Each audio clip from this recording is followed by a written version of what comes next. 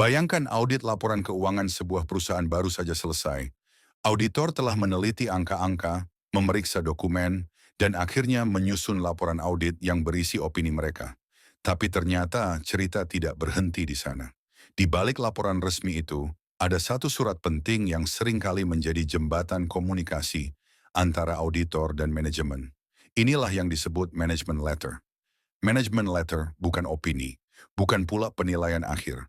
Ia adalah sebuah surat resmi dari auditor yang ditujukan kepada manajemen, berisi catatan-catatan penting tentang apa yang ditemukan selama audit, terutama kelemahan dalam sistem pengendalian internal atau hal-hal lain yang bisa diperbaiki agar perusahaan berjalan lebih baik. Lalu, apa tujuannya? Pertama, auditor memberikan rekomendasi perbaikan. Jika ada kelemahan dalam sistem akuntansi, auditor menyampaikan saran agar manajemen bisa menutup celah itu. Kedua, auditor ingin membantu meningkatkan efisiensi dan efektivitas perusahaan, sekaligus meminimalisasi risiko salah saji atau bahkan potensi kecurangan. Dan yang ketiga, management letter menjadi sarana untuk membangun komunikasi. Auditor menunjukkan bahwa mereka tidak hanya hadir untuk menilai, tetapi juga untuk mendukung perbaikan berkelanjutan. Isinya apa saja? Biasanya dimulai dengan ringkasan temuan audit, dilanjutkan dengan dampak dari temuan tersebut, lalu disertai rekomendasi auditor. Kadang-kadang manajemen juga diminta memberikan tanggapan atas saran itu, apakah setuju dan bagaimana langkah perbaikannya. Nah, penting untuk dipahami juga perbedaannya dengan representation letter. Kalau representation letter dibuat oleh manajemen untuk auditor, berisi pernyataan bahwa semua informasi sudah disampaikan dan laporan keuangan bisa dipertanggungjawabkan.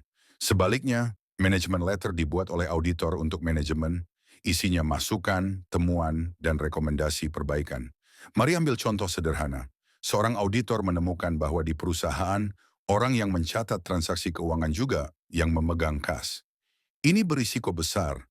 Bisa saja uang keluar tanpa tercatat atau laporan tidak akurat. Auditor menuliskan temuan ini dalam management letter, menjelaskan risikonya, dan merekomendasikan agar fungsi pencatatan dan penyimpanan kas dipisahkan.